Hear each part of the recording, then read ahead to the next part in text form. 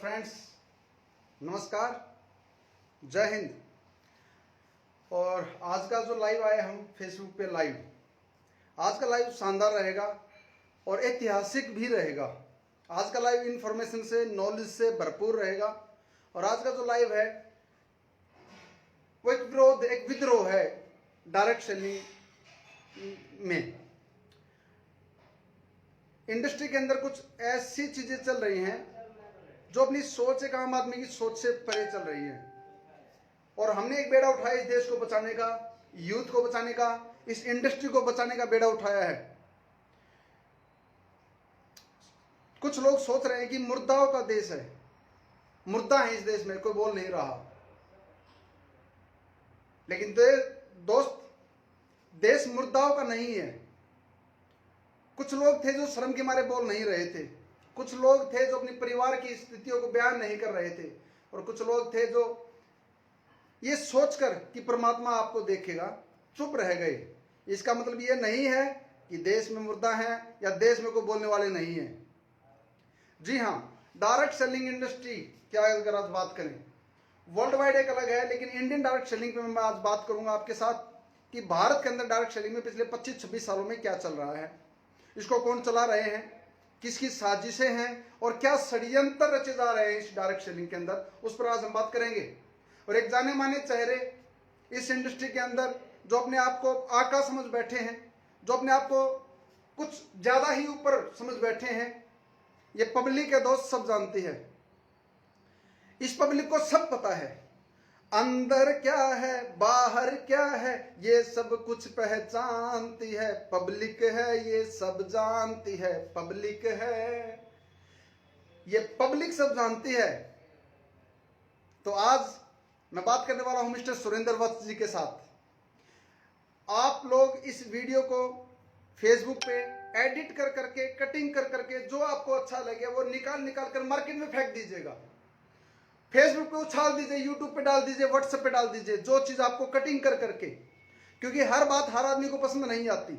जिसको जो अच्छा लगे उसकी कटिंग करो और फेंक दो मार्केट में, उसकी कटिंग करो फेंक दो सुरेंद्र वत्स जी के पास। ये चीज जानी चाहिए उनके पास कि आवाज उठ चुकी है, बगावत, विद्रोह बिगुल बच चुका है। डायरेक्ट सेलिंग अब ठीक लाइन पे आएगी, क्योंकि एक आम आदमी जागना शुरू हो गया, क्रांति शुरू हो गई और क्रांतिवीर इकट्ठे शुरू हो गए पूरे देश में। हम थैंक्स करते हैं सोशल मीडिया का, फेसबुक का, मार्क जुकरबर्ग का, यूट्यूब का, व्हाट्सएप का, इंस्टाग्राम का, जो ये चीजें फैल रही हैं जल्दी से। तो अब लूट का धंधा बंद होगा। और आज कुछ सवाल, आज तक तो सुरेंद्र वत्स जी ने लोगों से सवाल पूछे, लीडर से सवाल पूछे, लेकिन आज पूरी पब्लिक के माध्यम से, पूरी पब्लिक के सवाल, एक आम व्यक्ति के सवाल, एक छोटे डिस्ट्रीब्यूटर के सवाल और एक लीडर्स के सवाल, मैं बताऊंगा कि मार्केट में क्या चल रहा है। और आज हम सवाल करेंगे मिस्टर सुरेंद्र वत्स जी से कि आपने जो अभी कल 5 तारीख को दिल्ली में जो प्रोग्राम किया, जो प्रोग्राम हुआ एडीएससी ईआई का, एडसी का, उस प्रोग्राम में आपने बोला कि मेरा नामांकन कर दिया, मिस्टर भीष्म पितामह का नामांकन मेरा हो गया। किसने कर दिया भीष्म पिता का नामांकन आपका? कौन हो आप भीष्म पितामह की नामांकन लेने वाले? क्या एसपी बारेल नहीं रहे दुनिया में? सोनू शर्मा नहीं रहे दुनिया में? सुरेखा भार्गव नहीं रही दुनिया में? सिद्धार्थ नहीं रहा दुनिया में? गौतम बाली नहीं रहा दुनिया में? क्या इस इंडस्ट्री के अंदर समीर मोदी नहीं रहा? आप कौन हो भीष्म पितामह बनने वाले इस इंडस्ट्री के? नामांकन कर दिया मेरा भीष्म पितामह, गलत है। भीष्म पितामह उस वक्त में पूरी पृथ्वी पे सबसे बड़ा योद्धा थे। भीष्म पितामह की जो उपाधि है वो आपको नहीं मिल सकती। आप उसके लायक नहीं हैं, आप उसके काबिल नहीं हैं, आप उसको डिजर्व नहीं करते। तो पहली बात, आइंदा सोशल मीडिया पे आप ये कभी भी ना बोले अपने मुंह से कि आप भीष्म पितामह बन गए। जी नहीं, बिल्कुल नहीं। क्या अचीवमेंट है आपकी जो आप भीष्म पितामह बन गए? आपने आपको दोबारा उस बात को दोहराया और उसने आपने मोहर मारी उस बात पे कि मेरा नामांकन कर दिया। स्टैंप मारने की जरूरत नहीं है, कोई भीष्म पितामह नहीं है। बड़े बड़े शब्द स्टेज से बोले जाते हैं, प्रमोशन में लिए जाते हैं शब्द, उसको पक्का ना माने, उसको सीरियस ना लें।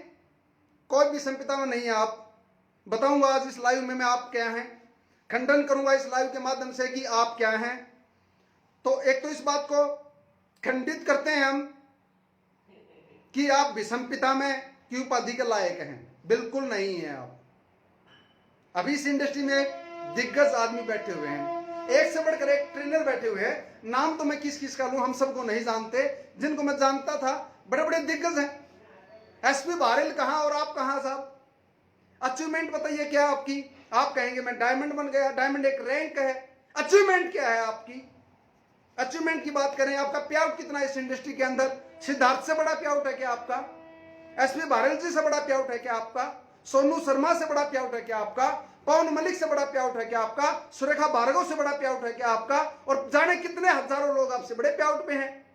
तो आप बड़े पे आउट में तो नहीं आते। डायमंड तो हर कंपनी में लेवल होता है, एक रैंक होता है डायमंड। तो डायमंड के अनुसार आपकी कंपनी में वो किस लेवल पे है वो डजन मैटर। किसी कंपनी में और बड़े लेवल पे है, किसी में और छोटे लेवल पे है, वो एक रैंक है और रैंक से नहीं मापी जाती। कितने लोगों को आपने सफल किया, क्या इस इंडस्ट्री को दिया, उस पर हम आज बात करेंगे। आपने बोला कि 2001 में मैंने इस इंडस्ट्री में शुरुआत किया, जबकि आपने अपने सेमिनारों में बोला कि मैं पहले दूसरी कंपनी में था, उसके बाद आपने आरसीएम को ज्वाइन किया। आपने खुद बोला, क्या आपने कंपनी चेंज नहीं की?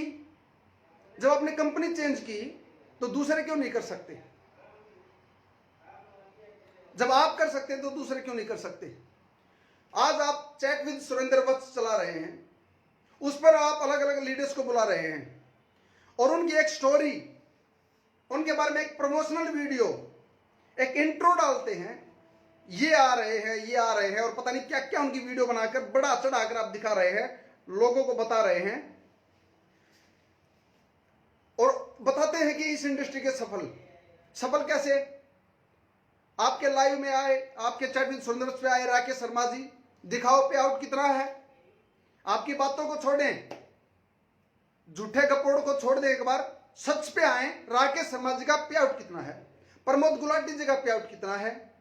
विनोद शर्मा जी को आपने बुलाया चैट विद सुरेंद्र वत्स पे, उसका पे आउट कितना है? हर्षवर्धन जैन को आपने बुलाया, उस हर्षवर्धन जैन का चेक कितना है? बातें तो हम भी बहुत करते हैं, बातें करने वाले तो फील्ड में एक से बढ़कर एक हैं। उनके पास लेवल नहीं है, प्रमोशन नहीं है, एक से बढ़कर एक धुरंधर पड़े हैं मार्केट के अंदर, लेकिन आपने इनको क्यों बुलाया? बातें तो यहां तक चल रही हैं आज मार्केट के अंदर कि आप चैट विद सुरेंद्र वत्स पे बुलाने के पैसे ले रहे हैं, उनका प्रमोशन करने के पैसे ले रहे हैं और उनको आप लीडर्स और एक लॉबी में लेके जा रहे हैं। चैट विद सुरेंद्र वत्स का क्राइटेरिया क्या है? किसने जिम्मेदारी दे दी आपको इस इंडस्ट्री को पॉजिटिव करने की? और मैं तो ये सोचता हूं कि एसपी बारेल आया कैसे, सोनू शर्मा आपकी बातों में आया कैसे? इस इंडस्ट्री के अंदर इतने बड़े बड़े दिग्गज लीडर्स आपको इंटरव्यू देने के लिए जो आए, इसका मकसद क्या है इन लोगों के इंटरव्यू का, वो मैं आज आपको बताना चाहता हूं। इसका मकसद है उनको इस बात का पता कि हमारा प्रमोशन होगा, क्योंकि आपको आज लाखों लोग देख रहे हैं।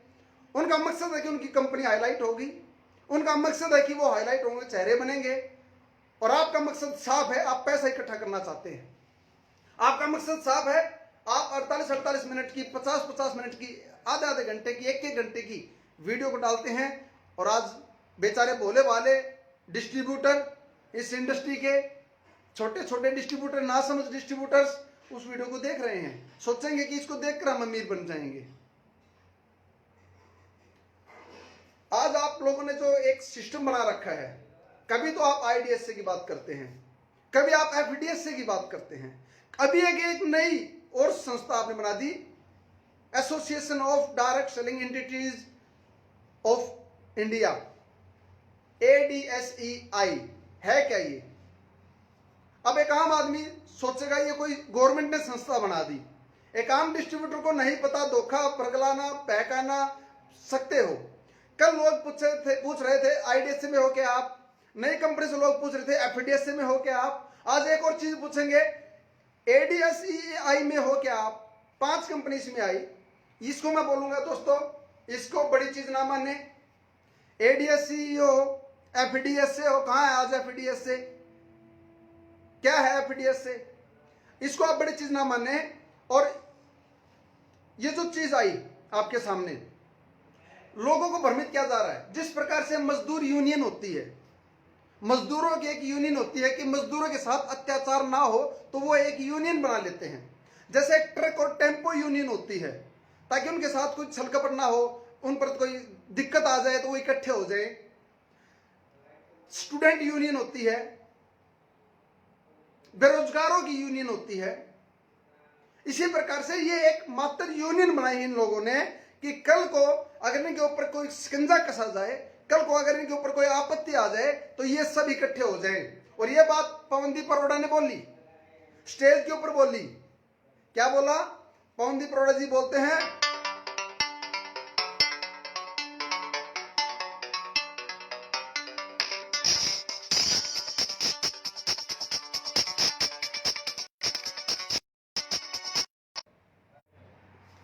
पवनदीप अरोड़ा जी ने स्टेज पे क्या बोला?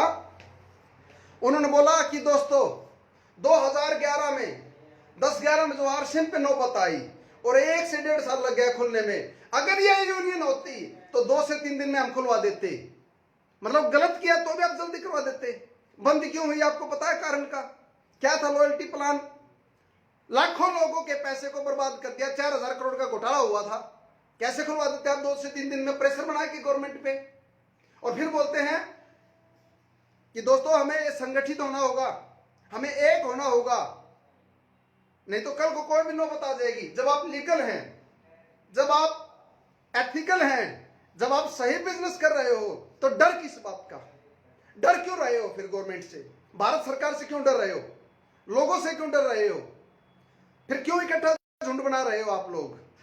उन्होंने बोला कि आज जो आप 5 लाख का पे आउट है, आज किसी का खर्चा 5.5 लाख है, अगर कल को हम बंद हो गए, हम पर कोई गाज गिर गई तो आपकी इनकम कैसे चलेगी? आपने खुद एक्सेप्ट किया कि 5 लाख की इनकम, खर्चा 5.5 लाख का। उसके बाद आपने एक बात और बोली, आज तो आप जगुआर चला रहे हैं, अगर कल को कोई दिक्कत आ गई और हमने संगठन नहीं बनाया तो आपकी जगुआर की किस्त कैसे जाएंगी? ये आपने एक्सेप्ट कर लिया कि आप गलत हैं। ये आपने खुद एक्सेप्ट किया कि आप गलत तो हैं दोस्त, गलत तो कर रहे हो, इसलिए आप लोग झुंड बना रहे हो, इसलिए ये एसोसिएशन, इसलिए ये ट्रक यूनियन और ये यूनियन बना रहे हो आप, इसलिए। और ये दुर्भाग्य हमारे देश का, ये लॉबी अपनी यूनियन बना रही है, लेकिन लाखों करोड़ों लोग जो लूट पिट चुके, बर्बाद हो गए, वो यूनियन नहीं बना रहे। हम भी एक यूनियन बनाएंगे, एक आम डिस्ट्रीब्यूटर की, एक होता है पक्ष, एक होता है विपक्ष, एक होता है निष्पक्ष। तो हम भी एक अपील करते हैं आप सब साथियों से कि एक यूनियन बनाएं डिस्ट्रीब्यूटर्स भी। जिस कंपनी में आपके साथ गलत हो उसके खिलाफ आवाज उठाई जाए, उसके खिलाफ हम जहां तक जा सकते हो जाएं, चाहे वो हाई कोर्ट हो, चाहे वो सुप्रीम कोर्ट हो, जो भी हो, हम आपका साथ दें। अगर आपके अपने ने आपके साथ गलत किया, वो यूनियन खड़ी हो, वो एसोसिएशन खड़ी हो। अगर आपके कंपनी ने आपके साथ गलत किया तो हमारी भी एक यूनियन होनी चाहिए, हमारा भी एक संगठन होना चाहिए जो आपके साथ खड़ा हो। अगर आपके साथ किसी भी प्रकार का फ्रॉड करती है कोई भी कंपनी, तो हम भारत सरकार में एक साथ खड़े हों, आप अकेले ना रह जाएं। तो एक आम आदमी के डिस्ट्रीब्यूटर के लिए भी एक यूनियन बनानी जरूरी हो गई आज, तब जाकर इनके साथ मुकाबला कर पाएंगे। इनको किस बात का डर है? उसके बाद बोलते हैं कि अगर हम पर कोई गाज गिर गई, अगर आज संजू जी पे आंच आई तो हम बब्बर शेर की तरह, अगर आज जितेंद्र डागर जी पे बात आई तो हम खड़े हो जाएंगे, सुरेंद्र वत्स जी पे गाज गिर गई तो हम खड़े हो जाएंगे, यानी कि आप पर गाज गिरेगी तो ये खड़े हो जाएंगे। ये क्या मचा रखा आपने? गाज गिर जाएगी, गाज गिर जाएगी, यानी गलत तो हो, कमी तो है। और अगर कमी नहीं है, मैं गवर्नमेंट सरकार से इस वीडियो के माध्यम से कटिंग कर लें दोस्तों, स्क्रीनशॉट ले लें, स्क्रीन रिकॉर्ड कर लें। मैं भारत सरकार से आग्रह करता हूं, एमएलएम कंपनियां जो काम कर रही हैं, इनका परचेज बिल और इनका सेल बिलिंग दोनों चेक की जाए। परचेज कितने का किया इनका परचेज इनवॉइस बिल, और इनकी सेल बिलिंग कितनी हुई, उसके ऊपर भी कोई ना कोई कानून लेके आए गवर्नमेंट। एक 40 रुपए की चीज को 3000 का बेचा जा रहा है, एक 54 रुपए के प्रोडक्ट को 2800 रुपए का बेचा जा रहा है, और एक 70 रुपए के असाई बेरी को 3300 रुपए का बेचा जा रहा है। ये मनी सर्विस नहीं तो क्या है? आपने फ्यूचर मेकर को बंद कर दिया, वो लूट रही थी देश को। आपने सोशल ट्रेड को बंद कर दिया, वो लूट रही थी देश को। आपने बाइक बोट को बंद कर दिया, वो लूट रही थी देश को। इंडस विवा को आपने बंद कर दिया, ठीक है वो गलत होंगी, लेकिन वो ज्यादा गलत थे तो गलत तो ये भी है। एक आदमी ने 10 आदमियों का मर्डर किया, वो पाप का भागी है, कसूरवार है, सजा होनी चाहिए। लेकिन एक आदमी ने एक आदमी का मर्डर किया, वो भी कसूरवार है। और एक आदमी ने गला काट दिया, मरा या नहीं मरा, उद्देश्य तो मारने का था। एक आदमी ने दूसरे पर बोझ बनाकर, प्रेशर बनाकर, दबाव बनाकर, उसका टॉर्चर करके आत्महत्या करने पर मजबूर कर दिया, गुनहगार तो वो भी है। तो मैं भारत सरकार से आग्रह करता हूं, वो बड़े चोर थे, ये छोटे चोर हैं, इनको भी पकड़ा जाए, इन पर भी गाज गिरे, इनकी भी बिलिंग चेक हो, इन पर भी कानून बनना चाहिए। गाइडलाइन गाइडलाइन गाइडलाइन गाइडलाइन कब तक? कानून कब तक आएगा? भारत सेफ कब होगा? हमारा कैरियर, एक यूथ का कैरियर सेफ तब होगा जब भारत सरकार जल्दी से जल्दी कानून लेके आएगी। और आज ये लोग नई कंपनी जो भी उभर रही हैं, उसको दबाने का प्रयास किया जाता है। आज ओके लाइफ केयर को प्रेशर बना बनाकर उनका प्लान चेंज करवा दिया इन मगरमच्छों ने, इन बड़े आकाओं ने। आज AWPL को दबाव बनाकर प्लान अपडेट करवा दिया, और ये शुद्ध चपकली बने हुए हैं। दोस्त, RCM आज से 21 साल पहले आई थी। 21 साल पहले माहौल कुछ और था, रिक्वायरमेंट कुछ और थी, मजबूरी कुछ और थी, जरूरतें कुछ और थी, लोगों का विजन कुछ और था, काम करने का तरीका कुछ और था, जरूरतें कुछ और थी। लेकिन आज 21 साल बाद जरूरतें अलग हैं, माहौल अलग है, तरीके बदल गए, डीजल पेट्रोल महंगे हो गए। उस टाइम पे जो प्लान था आज अपडेट होना चाहिए या नहीं होना चाहिए? 2004 में आई वेस्टीज, आज अपडेट होना चाहिए या नहीं होना चाहिए? तो इन लोगों के MBA, इन लोगों के स्ट्रक्चर फंस चुके, लेकिन एक नया आविष्कार, एक नई चीज को उभरने नहीं दे रहे, अपने स्ट्रक्चर फंसाकर दूसरे जो नए अपडेट आ रहे हैं। पहले जो फोन आते थे वो अलग थे, आज जो फोन आ रहे हैं वो बहुत अलग हैं। पहले ब्लैक एंड व्हाइट टीवी थे, फिर कलर टीवी आए, लेकिन आज LED और HD और एंड्रॉयड HD LED आ गई। तो अपडेट होना चाहिए, नई सोच आनी चाहिए, नेक्स्ट जनरेशन प्लान आने चाहिए। आज के हिसाब से इनकम चले, पहले पार्ट टाइम के लिए लोग आए थे, लेकिन आज प्लान में इतनी इनकम होनी चाहिए, इतनी इनकम होनी चाहिए, इतनी इनकम होनी चाहिए कि उसकी दाल रोटी, उसका घर चल सके। पहले जो लोग आज लगे हुए हैं वो लगे हुए हैं जिनके इनकम के स्रोत कुछ और हैं, जिनके इनकम के साधन कुछ और हैं। लेकिन आज यूथ को चाहिए रोजगार, आज चाहिए इनकम, आज चाहिए पैसा घर चलाने के लिए। तो वो इस प्रकार से प्लान भी डिजाइन होना चाहिए जिससे इनकम ज्यादा से ज्यादा आए आपकी। दूसरी बात, सुरेंद्र वंश जी की आज एक वीडियो मैंने देखी, उस वीडियो में बोलते हैं कि आज एक चलन चला हुआ है नेगेटिविटी का, इंडस्ट्री को कुछ लोग नेगेटिव कर रहे हैं। वो अपनी कंपनी को छोड़कर, एक्स कंपनी को छोड़कर जब वाई कंपनी में जाते हैं तो उन्होंने बोला कि वो उसके खिलाफ बोलते हैं, नहीं बोलना चाहिए। और जो ऐसा काम कर रहे हैं उनके कमेंट में जाकर उनको धमकाओ, उनको बताओ कि ऐसा ना करें, आप गलत कर रहे हैं, आप गलत कर रहे हैं। मैं आपसे पूछता हूं, एक आदमी ने अपनी जिंदगी के 16 साल दिए, 16 साल के बाद उसको कुछ नहीं मिला, तो वो क्या वो उस कंपनी की बुराई नहीं करेगा? एक आदमी ने 5 साल एक कंपनी में लगातार काम किया, उस कंपनी के अपलाइनों ने उसको लूटा, कंपनी के प्लान ने उसको लूटा, कंपनी के सिस्टम ने उसको लूटा, तो वो गलती क्यों नहीं बताएगा? वो इसलिए बोल रहा है कि दोस्त मैंने इस कंपनी को 16 साल किया, इस कंपनी में कुछ नहीं है, इसमें नहीं जाना चाहिए, तो ये अच्छा काम है बुरा काम है। दूसरा व्यक्ति बोला है मैंने इस कंपनी को 5 साल किया, तन मन धन से मैंने अचीवमेंट ली, इनकम नहीं है ऊपर जाके, तो वो सही कर रहा है गलत कर रहा है? नहीं तो कोई दूसरा व्यक्ति 5 साल और लगाएगा, कोई तीसरा व्यक्ति 16 साल उस इंडस्ट्री में और लगाएगा, उस कंपनी में और लगाएगा। तो ये अच्छा काम है बुरा काम है, तो रोका क्यों जा रहा है? इंडस्ट्री को आप बोलते कि इंडस्ट्री को बचा लो, इंडस्ट्री को तो कंपनियों ने बिगाड़ रखा है, इंडस्ट्री को पब्लिक को क्या पता? इंडस्ट्री है क्या? कंपनियों का एक समूह। इंडस्ट्री है क्या? सब कंपनियां मिलकर एक इंडस्ट्री हैं। लेकिन आज गलत हाथों में अगर ये इंडस्ट्री, ये कंपनियां हैं, तो इसको सुधारेगा कौन? पता कैसे लगेगा? अगर ऐसे ही छोड़कर घर बैठते रहे, ऐसे ही छोड़कर घर बैठते रहे, तो दोस्त एक आदमी जुड़ता है, अपनी 100-150 लोगों की टीम छोड़कर जाता है। वो 100-150 जब छोड़ के जाएंगे साल 2 साल 5 साल के बाद, हजारों को छोड़कर जाएंगे, और वो हजारों जब छोड़ के जाएंगे 10-12 साल के बाद, लाखों को छोड़ के जाएंगे, और वो लाखों आदमी करोड़ों को छोड़ के जाएंगे। आपका क्या होगा? क्यों नहीं बोलेंगे गलत के खिलाफ? बताइए आप, RCM ने सतीश पंडित को क्या दिया? तो सतीश पंडित के घर से आवाज क्यों नहीं उठेगी? सतीश पंडित को क्या आ रहा है सबको पता है। उन्होंने जो इस कंपनी को दिया, आरसीएम के लिए जितना सतीश पंडित ने किया इतना किसी ने नहीं किया। इतनी कैस्टें, इतने सेमिनार, इतना मोटिवेशन, इतनी एजुकेशन उन्होंने दी और आज उनको इनकम नहीं जा रही। गोपाल कौशिक को क्या दिया आरसीएम ने, क्यों नहीं उठेगी उसके घर से आवाज? घनश्याम घबरानी जी को क्या दिया आरसीएम ने, क्यों नहीं उठेगी आवाज? कुलदीप जांगिड़ जी को क्या दिया आरसीएम ने, क्यों नहीं उठाएगा आवाज? जेपी मिश्रा जी को क्या दिया, क्यों नहीं उठाएगा आवाज? संजीव घड़ियाल को क्या दिया, क्यों नहीं उठाएगा आवाज? उठनी चाहिए ताकि लाखों लोग जो और फंस रहे हैं वो तो बचे। हर कंपनी में मरे हुए लोग हैं, हर कंपनी में बर्बाद लोग हैं, वो आवाज नहीं उठा रहे। यही कारण था कि इन लोगों के पेट और बड़े हो गए, इन लोगों की सोच और बड़ी हो गई और ये पनप गए। इसलिए पनप गए, सच बोलने वाले नहीं थे। इसलिए पनप गए, किसने अपना दर्द नहीं बयां किया। इसलिए पनप गए, दूसरी कंपनी में तो चले गए, पिछली कंपनी के बारे में नहीं बोला। लेकिन आज वो बोलते हैं कि खाक में हमको मिलाने का तमाशा देखना। आज बीज है तो क्या हुआ, कल नए पेड़ देखना। आज आ गए वो पेड़ बनकर वापिस, आ गए वो बीज प्रतिफलित हो गए, पक गए वो बीज, बड़े हो गए आज धीरे धीरे। और आज उनका देखना आप, अब उठेगी आवाज इस इंडस्ट्री में सही कंपनी की, अब आएगा सही कानून। और हम डिमांड करते हैं कानून की, जल्दी से जल्दी कानून आए और कंपनियों का परचेज बिल और सेल इनवॉइस बिल दोनों चेक होने चाहिए। मनी सर्कुलेशन कई तरीके से हो रही है आज, कई तरीके से। तो मैं सुरेंद्र वत्स जी से पूछना चाहता हूं, आपने इस इंडस्ट्री को क्या दिया वो बताएंगे एक बार आप?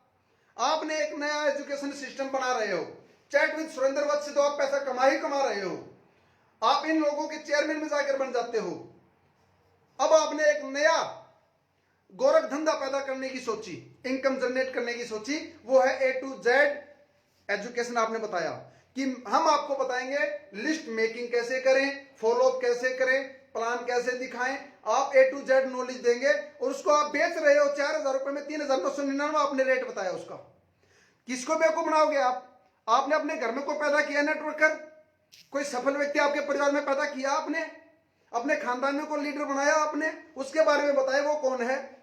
अपने पहले तो आदमी अपने घर के बारे में सोचेगा, सबसे पहले आदमी अपने घर के बारे में सोच रहा है। तो आपने एजुकेशन अगर आपके अंदर है, मैं वत्स साहब जी से बोलना चाहता हूं, सुरेंद्र वत्स जी से मैं बात करना चाहता हूं, आपके परिवार में आपने किसको सफल किया डायरेक्ट सेलिंग में, उसका नाम बताएं और वो कितने पैसे कमा रहा है वो सोशल मीडिया पे सबको दिखाएं कि मैंने इसको ट्रेंड कर दिया क्योंकि मेरे को नॉलेज थी। आपने अपने खानदान में, अपने गांव में किसको बड़ा कर दिया एजुकेट करके, एक बार बताएं। अगर आप वाकई में सोशल वर्क करना चाहते हो, अगर आप वाकई में इस इंडस्ट्री के लिए अच्छा करना चाहते हो, तो फिर क्यों बेच रहे हो A to Z 3,999 रुपए के अंदर ये पैकेज क्यों बेच रहे हो? एजुकेशन को क्यों बेच रहे हो? जब चैट विद सुरेंद्र वत्स से आपको इनकम आ रही है तो इसको भी फ्री करें। इसी एजुकेशन को 3,999 में बेचने की बजाय आप लाइव चला दें, आप लोगों को वैसे सिखा दें। लेकिन उनको पता है यूथ फंसेगा, उनको पता है मूर्खों की संख्या इस देश में ज्यादा है, उनको पता है लोगों को लगेगा पता नहीं क्या मिलेगा मुझे उस एजुकेशन ट्रेनिंग प्रोग्राम में, मुझे पता नहीं उस पैकेज में क्या मिलेगा, मुझे पता नहीं क्या सीख जाऊंगा कि मैं कामयाब हो जाऊंगा। दिखाना मुझे कितने लोग आपके प्रोग्राम से कामयाब हुए, देखेंगे हम। क्योंकि आज आपने अपने आप को चेहरा बना लिया और लोग आपको फॉलो करने लगे। लोगों को नहीं पता पैरामीटर क्या होने चाहिए। ना तो आपने आज तक अपनी इनकम कभी बताई कितना कमा रहा हूं, ना आपके चैनल पे आने वाले लीडर्स ने कभी बताई और ना वो बता रहे। आकर बैठ जाते हैं, आप पूछते हो सवाल, लिखे लिखाए ऐसे पेपर में लिख देते हो सवाल और वो जवाब याद करके आए हैं, वही सवाल वही जवाब। कामयाब हो आप इस इंडस्ट्री में इतने कामयाब कैसे हुए? कहां हुए कामयाब? वो किसने बोल दिया वो कामयाब है? लो मैं बताऊं आपको लिस्ट निकल के। आपके 150 सेशन है, 150 सेशन में से 100 लीडर्स 1 लाख से ज्यादा नहीं कमा रहे। 150 में से 100 मैं निकाल, जब जरूरत पड़ेगी मैं तैयार हूं, लिस्ट निकालेंगे और पेआउट आपसे मांगूंगा कि इनके पेआउट दिखाओ। बड़ी बड़ी बातें करते हैं, आप बड़े हो गए, कोई बड़े नहीं हुए, सबको सबका पता है, सच्चाई समाज को पता है क्या चल रहा है। क्या हो रहा है, इस दिखावे से बाहर निकलना पड़ेगा, इस इंडस्ट्री को जागना पड़ेगा। और मैं एक अपील करता हूं, अगर आपके साथ आपकी कंपनी में गलत हुआ, सबके सामने बताएं, क्योंकि हम जब किसी कंपनी में जाते हैं ढोल नगाड़ों के साथ में जाते हैं। मैंने कंपनी बदल ली, मैंने कंपनी में आ गया, हमारी कंपनी में एक बहुत बड़ा लीडर आ गया, हमारी कंपनी में एक बहुत बड़ा अचीवर आ गया, लेकिन जब वो अचीवर छोड़कर जाता है तो किसी को कानो कान खबर नहीं होती, किसी को नहीं बताते, आप महीनों तक नहीं पता होता कि वो जा चुके। आप इंडस्ट्री को पहुंच चुके की बात करते हो, पता क्यों करते हो? क्योंकि एक बंदा आरसी से निकलकर वेस्टी में जाता है, तो एक बंदा वेस्टी से निकलकर आरसी में आ रहा है। एक बंदा ओके लाइफ केयर से निकलकर एचएसआई में जा रहा है, तो एक बंदा एचएसआई से निकलकर ओके लाइफ केयर में आ रहा है। एक बंदा ओके से निकलकर मोदी केयर में जा रहा है, तो एक बंदा मोदी केयर से ओके लाइफ केयर में आ रहा है। एक बंदा इधर से उधर जा रहा है, उधर से उधर आ रहा है, और आप लोगों को इस बात का पता है ये बाहर नहीं जा सकते, आप इकट्ठा रखो इनको। कोई कहीं जाए, आपको पता है कि जाने से कोई फर्क नहीं पड़ता, कोई दूसरा आ भी रहा है, लेकिन आपको पता है उसके परिवार पर क्या बीतती है, आपको पता है उसके ऊपर क्या बीतती है, उसके सपने जब टूटते हैं उस पर क्या बीतती है। आपके लिए मजाक है, वो अपनी जिंदगी लगाए बैठा है। हमने एक आपने डायलॉग मारा, हमने जला दी अपनी किश्तियां, अब घर वापस नहीं जाएंगे। तो कहां जाएंगे भाई साहब? जब कंपनी में प्लान में पैसा नहीं होगा तो घर नहीं जाएंगे तो कहां जाएंगे आप? कितने लोग बर्बाद हो गए इस इंडस्ट्री में, कितने कामयाब हैं, कोई रेशो निकाल कर तो देखे। मेरी भारत सरकार से अपील है, इस देश को बचाएं। और जितने भी लीडर्स, सीनियर लीडर्स कंपनी को छोड़ चुके, वो भी आए और आप भी लाइव बनाएं। एक व्यक्ति देखे, 10 व्यक्ति देखे, 500 व्यक्ति देखे, जो भी देखे, लेकिन आप लोग इस इंडस्ट्री को बचा ले, मेरी रिक्वेस्ट है। नहीं तो ये कुछ कंपनियां इस देश को लूट लेंगी, ये मुट्ठी भर कुछ लोग इस देश को निचोड़ लेंगे। और आज कोरोना जैसी महामारी ने, कोरोना जैसी बीमारी ने इस देश को, अपनी अर्थव्यवस्था को बिगाड़ दिया। मैं एक बात बोलता हूं, तन धर सुखिया कोई न देखा, जो देखा वो दुखिया हो। यानी कि आज इस समाज में एक भी घर सुखी नहीं है दोस्त। एमएलएम में दाल रोटी चलेगी कैसे? महंगे महंगे प्रोडक्ट खरीदना, ये चीजें लगाना, एक आम आदमी कैसे बचेगा? और ये मोटिवेशन की आग से बचा लें यूथ को, इस मोटिवेशन के चक्रव्यूह से निकाल दें अपने परिवार, अपने बच्चों, अपने माँ बाप, अपनी बीवी को। ये मोटिवेशन उसको खा जाएगा, ये मोटिवेशन उसकी जिंदगी को खा जाएगा। एमएलएम के अंदर हो रहे सेमिनारों का विरोध हो, बड़ी बड़ी महंगी महंगी टिकटों का विरोध होना चाहिए। और ये महंगे महंगे जो पैकेज बेचे जा रहे हैं, चाहे वो दीपक बजाज जी बेच रहे हैं, कितने लोगों को सफल कर दिया दीपक बजाज जी ने, कितने लोगों को सफल कर दिया उज्जवल पाटनी जी ने, कितने लोगों को सफल कर दिया इन मोटिवेटरों ने। अच्छा, एमएलएम में फेल होने के बाद इनका एक ही काम होता है, एमएलएम की नॉलेज देना। एमएलएम में फेल, नॉलेज देना शुरू। एमएलएम में कुछ नहीं हुआ, नॉलेज दे दो। अब समझ में यह नहीं आ रहा है ये इंडस्ट्री किस दिशा में जाएगी। दोस्तों, आप किसी भी कंपनी में काम करते हैं, अगर आपके साथ गलत हुआ है, अगर आपके साथ कुछ नाजायज हुआ और आपको पता है इस कंपनियों के बारे में, तो बताएं। कंपनियों को खतरा है, अभी कानून नहीं आया, जब ये कानून आएगा तो आप देखना ये बड़ी बड़ी कंपनियां कहां टिकेंगी। घमंड नहीं होना चाहिए, लेकिन मैं अपील करता हूं, अच्छी अच्छी कंपनियां आनी चाहिए, एक सही डिस्ट्रीब्यूशन लेके आओ। अगर आपका भी विचार है कंपनी बनाने का, एक अच्छी कंपनी बनाइए, तभी तो देश बदलेगा। जब तक अच्छे लोग नहीं आएंगे, बदलेगा कैसे? इनसे उम्मीद नहीं है, अब इनसे उम्मीद छोड़ दी। मुझे यह समझ में नहीं आता ये इतने पैसे का करेंगे क्या, कहां लेके जाएंगे इतना पैसा, क्यों इकट्ठा कर रहे हैं इस पाप को, क्यों लोगों का खून चूसने पर तुले हुए हैं ये कुछ लोग। दोस्तों, जाग जाइए, विरोध कीजिए और सवाल पूछिए। जो लोग वहां पर लिखते हैं थैंक यू, इंडस्ट्री को बड़ा कर रहे हो आप, आपको सैल्यूट है, वहां लिखे पे आउट बताइए उनका, वहां लिखे कि आप नेगेटिव बात क्यों कर रहे हो। तो दोस्तों, किसी भी कंपनी के प्लान के ऊपर बताना, जब तक आपको पता है आपकी कंपनी का प्लान, दूसरे को नहीं पता, आप अगर चुपचाप छोड़ के चले गए, दूसरे लोग फंस जाएंगे। लेकिन आज सोशल मीडिया है, सच्चाई को सामने ले आए, मोटिवेशन की आग से लोगों को बचा लें, यही उद्देश्य है। तो आज का लाइव यहीं तक। और अगर किसी साथी का कोई सवाल है, एक बार देख लेते हैं।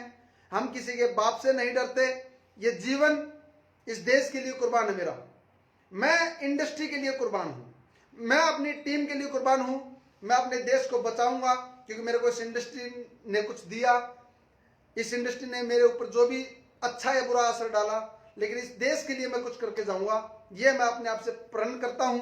इस देश इंडस्ट्री को बचाना उद्देश्य है हमारा। तो एक बार मैं देखना चाहूंगा साथियों का कोई सवाल अगर आता तो उस पर हम बात कर लेते हैं एक बार।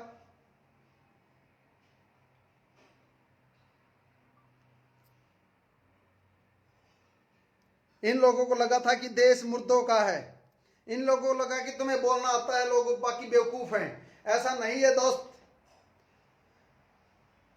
हो गई है पीर पर्वत सी पिघलनी चाहिए और इस हिमालय से कोई गंगा निकलनी चाहिए। महज हंगामा खड़ा करना हमारा मकसद नहीं, हमारी कोशिश है कि ये सूरत बदलनी चाहिए। और मेरे सीने में ना सही तुम्हारे सीने में सही हो कहीं भी आग, मगर ये आग लगनी चाहिए, ये आग लगनी चाहिए। और दोबारा से एक क्रांति उठनी चाहिए, दोबारा से एक विद्रोह होना चाहिए इस देश के अंदर एमएलएम के खिलाफ, एमएलएम इंडस्ट्री के अंदर हो रहे अत्याचार के खिलाफ, एमएलएम इंडस्ट्री में हो रहे शोषण के खिलाफ। तो दोबारा से एक बार इंकलाब जिंदाबाद, इंकलाब जिंदाबाद, इंकलाब जिंदाबाद के नारे गूंजने चाहिए। वंदे मातरम, वंदे मातरम, वंदे मातरम, ये दोबारा से नारे आने चाहिए। और इस देश को, इस यूथ को बचाना जिम्मेदारी हम सब साथियों की, जो सीनियर हैं, जिनको इस बिजनेस के बारे में पता लग गया और जिनको लूट खसोट का पता लग गया, एक एक करके लाइव आए। 2 मिनट के आए, 5 मिनट के आए, 10 मिनट के आए, धीरे धीरे लाइव आना शुरू कर दें। Thank you. जय हिंद, जय भारत, वंदे मातरम, गौ माता की जय हो। Bye bye.